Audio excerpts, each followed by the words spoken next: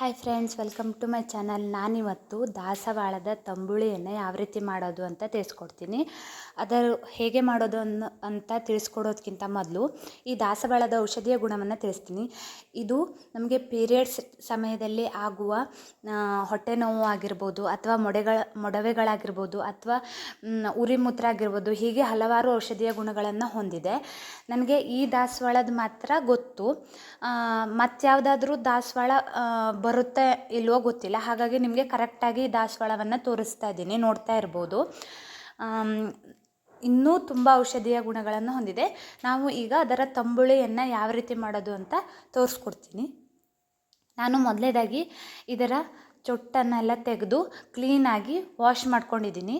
ಸ್ವಲ್ಪ ಕೂಡ ಕೊಳೆ ಇರಬಾರ್ದು. ಸರಿಯಾಗಿ ವಾಶ್ ಮಾಡ್ಕೊಳ್ಳಿ.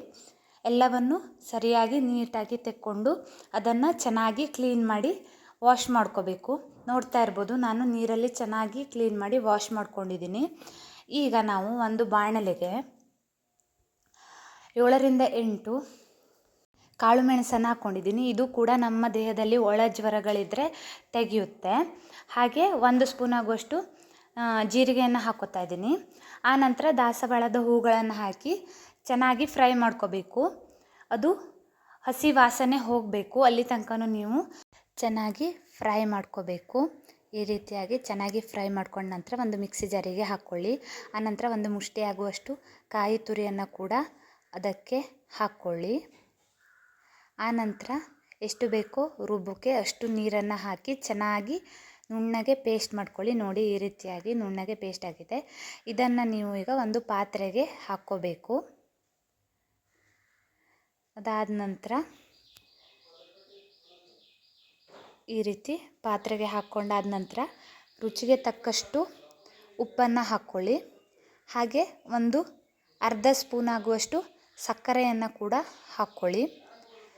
ಈಗ ನಾವು ಒಂದು ಬಾಣಲೆಗೆ 1 ಸ್ಪೂನ್ ಎಣ್ಣೆ, ಹಾಗೆ 1 ಸ್ಪೂನ್ ಆಗುವಷ್ಟು ಎಳ್ಳು, ಹಾಗೆ 1 ಸ್ಪೂನ್ ಆಗುವಷ್ಟು ಸಾಸಿವೆಯನ್ನು ಹಾಕಿ ಚೆನ್ನಾಗಿ ಹುರಿದು ಒಗ್ಗರಣೆಯನ್ನು ಮಾಡ್ಕೊಳ್ಳಿ. ಈ ಒಗ್ಗರಣೆಯನ್ನು ನಾವು ಬೀಸಿ ಇಟ್ಕೊಂಡಿರುವಂತಹ ಮಿಶ್ರಣಕ್ಕೆ ಹಾಕ್ಕೋಬೇಕು.